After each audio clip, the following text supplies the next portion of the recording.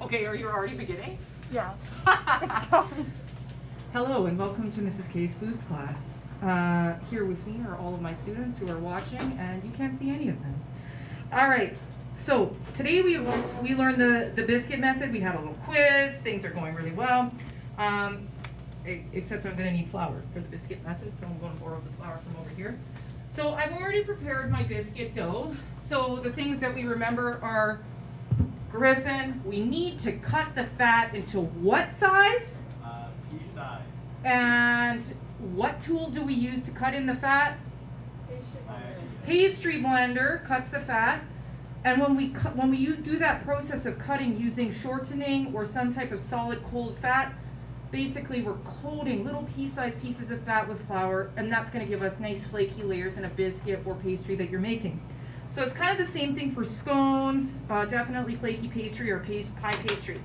Once you start to add in liquids, you move from the pastry blender to the fork. A pastry blender should never be going into a dough that is having liquid added. Like, you don't cut in the liquids, you toss in the liquids with good old fork. Okay, so that's what I've done here. I've already got, it looks like it's coming together. So now what I'm gonna do, I'm not gonna stick my hand into this flour bin, right? Because it's COVID and whatnot, and we're doing Teachers Without Borders here with our masks and whatnot. So I'm gonna just turn out my dough on a floured surface, just lightly floured. It's also quite handy to have a counter scraper. At home, if you don't have a counter scraper, you could use the back of a butter knife or a leveler if you have one, just a straight edge. Or even like an old credit card, or a Tim Hortons card at the drive-thru that you don't use anymore. Just sanitize it and use it to scrape down your counters. All you really need is a straight edge. So I've done that. I've done that desperately in the winter when I forgot my window scraper at home. You get the credit card out and you're scraping your windows with your credit card. The straight edge, same idea, guys. See, life lessons from Miss K. We don't only learn about biscuits, but how to survive in the winters here in Canada. All right, so I've got my dough. I'm gently pressing my dough together. Now, I want to make a cinnamon roll here today. So Mrs. K wants to draw it on the board. I'm very much a visual learner. My son is a visual learner. And so at home, when I'm teaching my own children, I'm not going to draw on my dough with this Expo marker in case I see some of your eyes are like, what is she going to do? She's going to draw on? No, I'm going to draw my dough on the board. We want a rectangle. Right? We want to make a rectangle with our dough, okay? So when you have a dough that's round, you kind of want to shape it into a sausage shape before you start to roll it out, because it makes sense to try to get a rectangle that we start in the shape of a sausage. Then you're going to roll your dough out. Now what I have here, so this is me standing in front of my dough. Mrs. K, she's so wonderful, great. I'm happy face, or at least that's how I see myself. And then I score this area here on the end of the dough, and I call it the no-go zone. You know what that means? It means nothing goes there. So,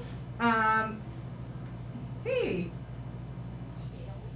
Oh, absolutely. Yeah, I have scales. Will you grab those, Bernadette? It's all good. It's all good. So basically, then I'm gonna either melt or put softened margarine all over the dough, from edge to edge, except in the no-go zone. So you spread that on. You sprinkle your cinnamon and you sprinkle your brown sugar on top, and then you always roll your dough away from yourself, okay? Because that's how you get the tightest roll and the nicest spiral. All right, so there's my diagram of what the dough should initially look like, and I'll continue the rest of my diagram here. So we're gonna need the handy dandy rolling pin. Now keep in mind, you never want to put your rolling pin in sitting in water for a long period of time because it's made of wood. Wood is super porous. So I'm not going to stick my hand in the bin. That's what I would do at home. Don't do it here. I'm just going to flour my pin just so it doesn't stick. Now if you're like, Mrs. K, my rectangle doesn't have perfect corners. That's cool, because remember, we're rolling this up. So it just has to be roughly in a rectangle-ish shape, but everything's getting rolled in, so all the imperfections are going to be hidden inside, which is the Lego set that my son wants also. It's called Hidden Inside. Have you guys ever heard of that? Well, okay, well, yeah, in many years' time, you will figure that out, because, all right, so the butter, I don't have mine here. It's in your kitchens, but I don't have mine. Let's just pretend I put it on. So then I would use my pastry brush And I would probably sing while I was doing it. I would go la la la la la la la, the butter, and the butter helps us to keep the brown sugar stuck to our dough. So then I get a little bit of brown sugar. So this is a 25 ml spoon, very odd measurement. It's way back from the 80s, and so I'm just going to use this spoon. You probably use 30 mils.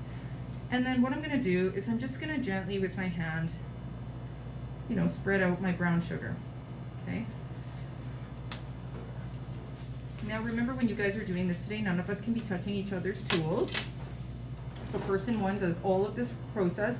Person 2 is your helper, your guider, your cleaner. And if you have a group of 3, then you're going to have to figure out which of you is not eating today, because it just is how it is. Or somebody is, can't eat this, doesn't want to eat this, is on whatever, because making choices not to eat cinnamon rolls, is on a cinnamon bun hiatus. Do you guys know what a hiatus is? No. When you stop doing something. All right. So then from here, I might take, at home I have a shaker. I really like the Costco cinnamon, but here I might go like this. Some people like to pre-mix their sugar and brown sugar together, or sort of cinnamon and brown sugar together, so that it's nicely mixed, and you can totally do that. Now, I do suggest that as you move through your ingredients, that you put the lids back on so that they're not contaminating each other. And then you have to sanitize and wipe down all the exteriors of all of the containers to make sure it's safe for the next person. All right, so when I do my rolling, a little technique that I use, can you guys see? Everybody's good?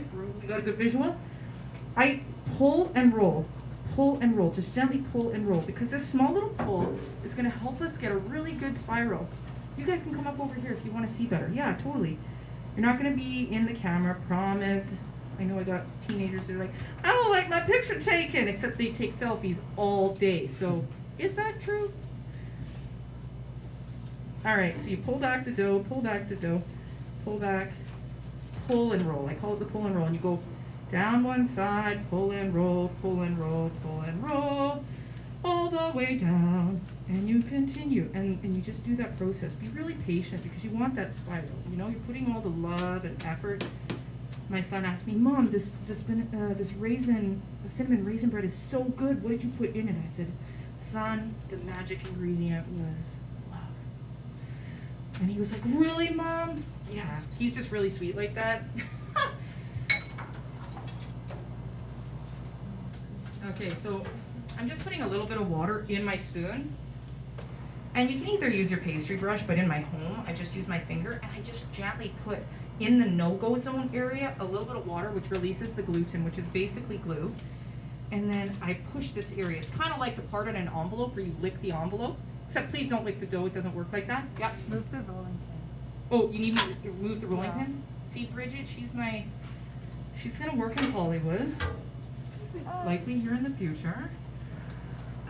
And so I'm going to stick this to this, and voila! I have a tube o cinnamon roll.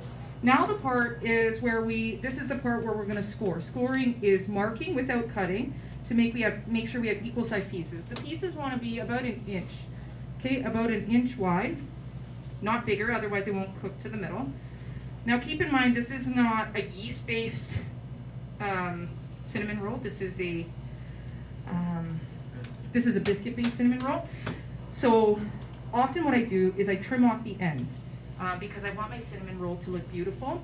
And loving myself and also loving you guys, we're gonna put muffin liners in our pans and then put the biscuits upright so that you'll have a lot less cleaning to do. All right, so you take your piece of string. Oh, string. If at home you're like, I don't have that type of string, use dental floss.